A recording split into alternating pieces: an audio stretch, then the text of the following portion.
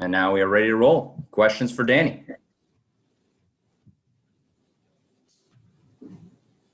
Start with John Corrales.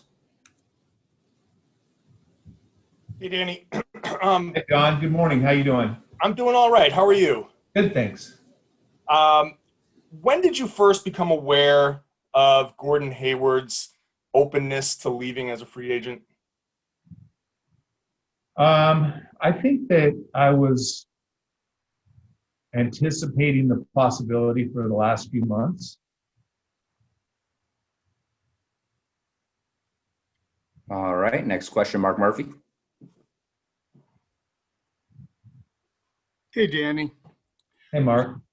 Did Gordon ever directly express to you that he wanted a more featured role? You know, Gordon is a very unselfish player. When I refer to a more featured role, I'm not saying like he wants to score 25 points a game and take all the shots. I think he just wants to be involved in the offense more, like having the ball in his hands, dribble and pass and participate in the offense a little bit more.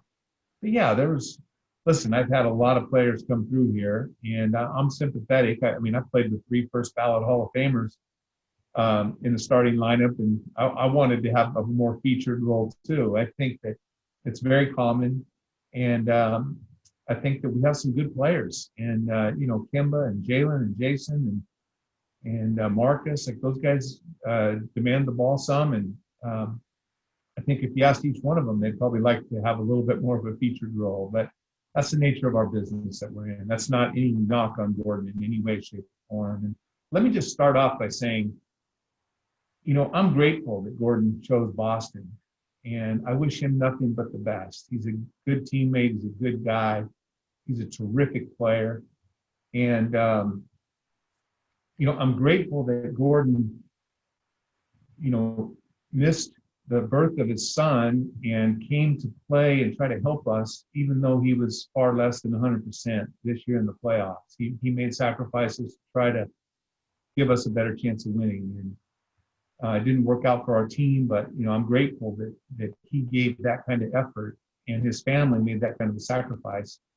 And I wish Gordon nothing but the best, and I congratulate him on his new deal in Charlotte. Just to follow up, what do you have to do now to make sure you have the right mix around Jason and Jalen? I mean, finding guys. I know Kemba is very happy to share his role with them or to back them up, so to speak. I mean, just what kind of a balance are you going to find in this team this year? Well, it's a good question, Mark. It's something that we're always weighing. We're not just trying to find the most talented players. Sometimes you are looking for fit, especially when you're trying to fill in a roster around the edges and off the bench. So every player comes with certain strengths and weaknesses, from on the court part of their game to in the locker room to practice time to being able to play. I always thought that Walter McCarty was one of the few guys that we've had since I've been here that was able to sit for a game and then come in the next game unsure of what he was going to do, and all of a sudden just make shots and just play with so much aggression and passion. I think that's a very hard role to play. So oftentimes you're looking for guys that are good fits that can play in any kind of role that they have for them, and guys that can play off of Jalen and Jason and Marcus and Kemba, and guys that can take a bigger role when they're resting and sitting on the bench. Jared Weiss. Danny, you were one of the front offices kind of at the forefront of trying to build out a lineup with 3 wings and try to maximize versatility. Do you still feel that that's the ideal path to go down as you're building a long-term core? I think that it's one path. Again, I will just say, who asked that question? I didn't see it here. Jared Weiss. Jared. It's a good question. I think that, we're trying to find the best players, Jared. Like, I don't think that there is a clear-cut way where you have to have three wings. I think you can have a traditional center, a traditional power forward, and two wings and a point guard every bit as well, and still win in our league. But we do live in a time where we have best players in our league. In Milwaukee and in LA, as an example, both LA teams, and they're arguably some of the best players in the game right now and in our path to win championships. And they happen to be wing players for the most part, although they can play pretty much any position on the court. And that's what we're trying to develop Jalen and Jason into. John Corrales. Danny, I'm sure you've seen the reports of Indiana's offer to you in your talks for Gordon Hayward. Would you characterize those as accurate? How did that go? Why weren't you able to get something done with Indiana? So, John, I'm not going to comment on any conversations that I had. I'll let others comment if they want, but I'm not going to comment on conversations I have with teams involving other players from other teams. I will just say that Indiana was one of a handful of teams, maybe 3 or 4 teams, it would probably be a more accurate description, that we talked with the potential of sign and trades. And as you know, in sign and trades, the player controls that, because if we work out a deal with another team, but Gordon doesn't want to go there, then he doesn't have to go there. It takes all 3 parties to be pleased with where they're going and the contract that's being offered. But I'll just say that, we did have discussions with Indiana. I'm not going to go into the details. And we knew what the risks were. And we knew what all the options were. We could do sign and trades with Indiana, with a couple other teams, and with Charlotte. And there were cap possibilities, including Charlotte. Teams out there that had cap space that were willing to offer Gordon some of their cap space money. And we thought that any one of those options were good, but like our number one option was getting Gordon to come back. And so all the way to the end, we thought we were, but we weren't gambling with assets in our hands. We knew that all of those were very good options for many different reasons. And but I can't really go into the details of those conversations, John. Brian Robb.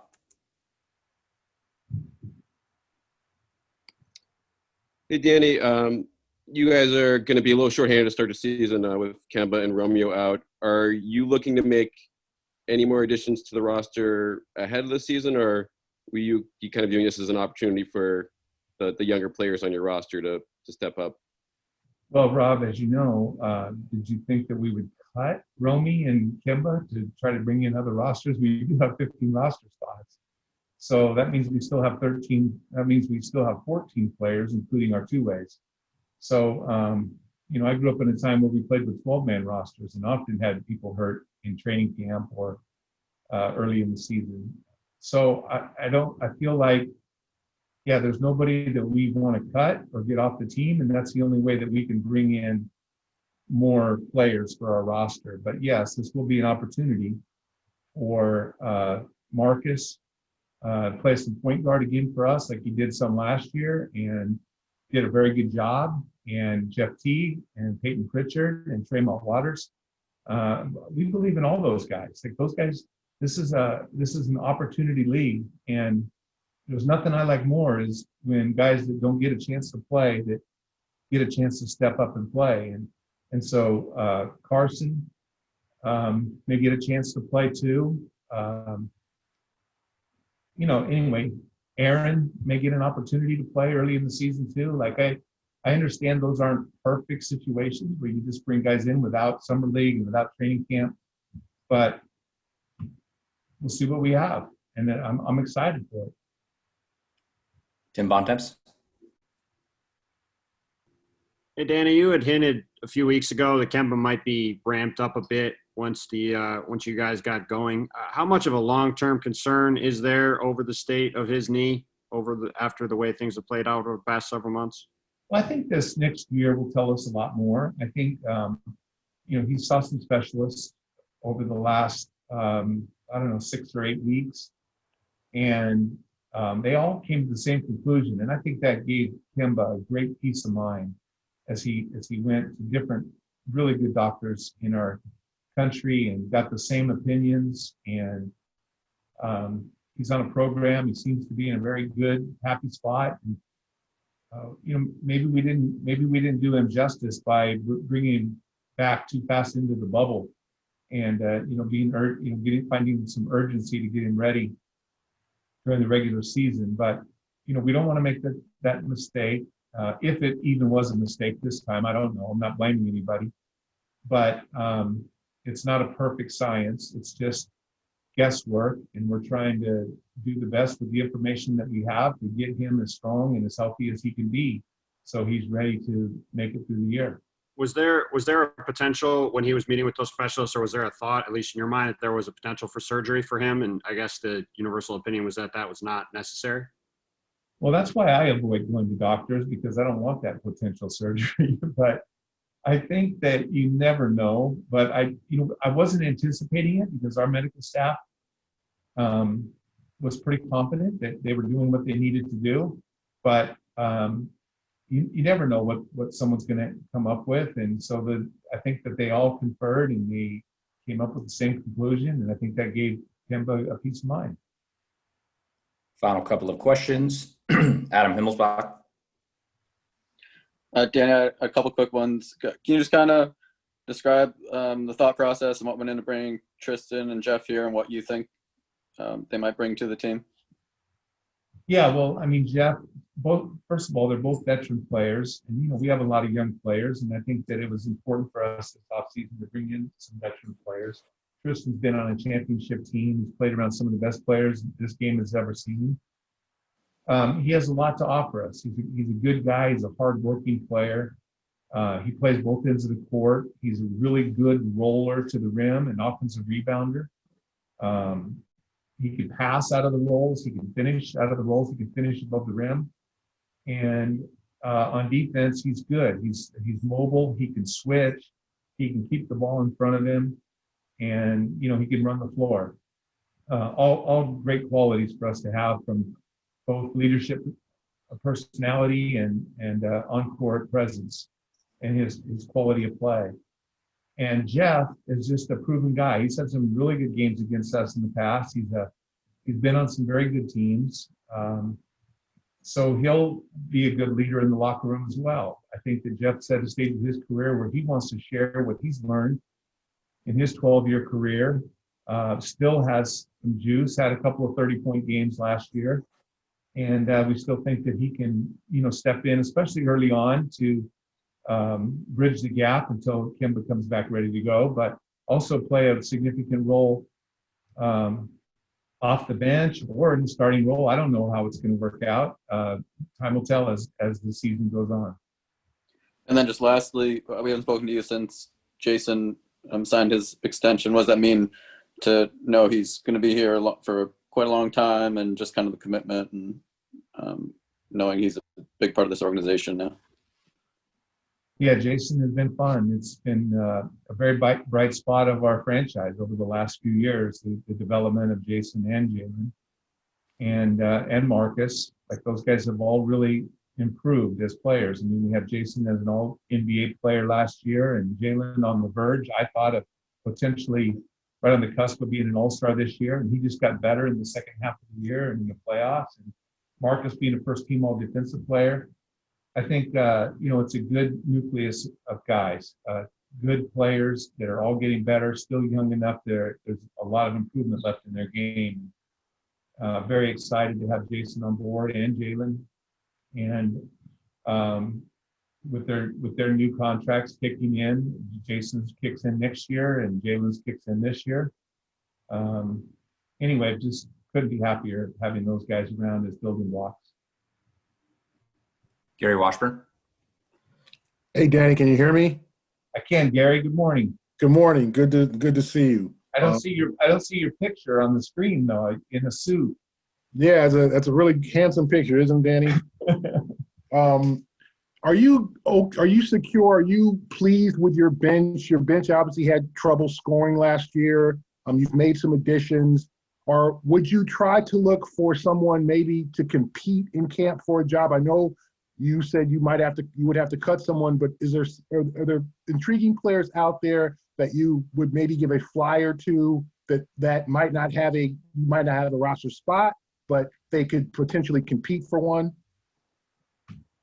You listen, there are some good players out there. There's no doubt about it. I was just talking with an agent today who, had a list of about 4 or 5 players, and I just, I'm aware that those players are available, and I'm just going, wow, I hope that all the players out there can appreciate when they really get in the league, because there are good players that don't have jobs in the NBA right now, very good players.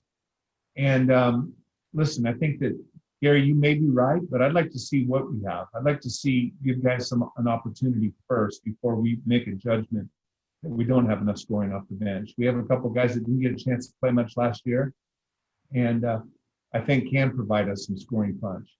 So time will tell. Mark D'Amico. Hey, Danny, good to see you. You talked about Tristan Thompson and the fact that he has championship experience. How valuable can that be to place that around players like Jalen and Jason, who have obviously had their own success in getting in the conference finals multiple times, but having that guy who's won a championship around them to kind of, give them any knowledge that can be used in that light? Yeah, I think it's very valuable.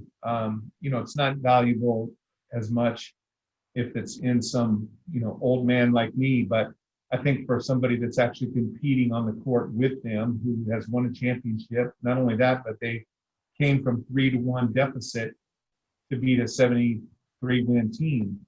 And I think that takes a lot of team chemistry and team building in order to accomplish those kind of things, at this level. So I think Tristan's experience in the NBA, he's seen a lot. And I think he's a good, hardworking guy, like I said. And so I think he'll add a lot. There's a lot of value to having him on our bench. And I shouldn't say on our bench, on our team and in our locker room. Final question for Danny. Bob Schramm. Hey, Danny, how are you? Good, Bobby. Good morning. Good. Echo what everybody else said. Glad to see you. Danny, the trade exception, was that an important piece to have in your toolbox? And then also, how great are Jason and Jalen to build around? And I know you've added Marcus to your discussion of the young core. How much are they at that level? And then the last thing I just wanted to say, that my last conversation with Tommy, I was going on about how this season, the bubble season, was a disappointment, and he stopped me. And he said, the important thing about this team is the potential. So is that in your thinking, to echo what Gary and Adam were talking about, bringing Tristan in and Jeff in, that veteran presence to get you guys over the top? Thank you, Brandon. Yeah, I think potential is great, but as we all know, there's a lot of unfulfilled potential. And so, keeping their heads right, keeping them humble, hardworking, and continuing with the desire to improve, which I, at this moment in time, have zero doubt with those two guys. They've both been raised very well, and they have good people around them that I think are going to keep their heads on straight. And but it just helps to have teammates that are trying to help them get better and that are willing to play a subservient role to them, allow them to spread their wings while still helping contribute, and by helping them with things that are difficulties and challenges that they face on the court as well. But quite honestly, I think Jalen and Jason are pretty good in their own right, and their leadership skills are growing and blossoming. And I'm not really that worried about them. I think it won't be too long before they'll be the best leaders that we have here in Boston. All right. Thank you for your time, Danny. We'll wrap it up right there. All right. Thank you, guys. Thanks for being here.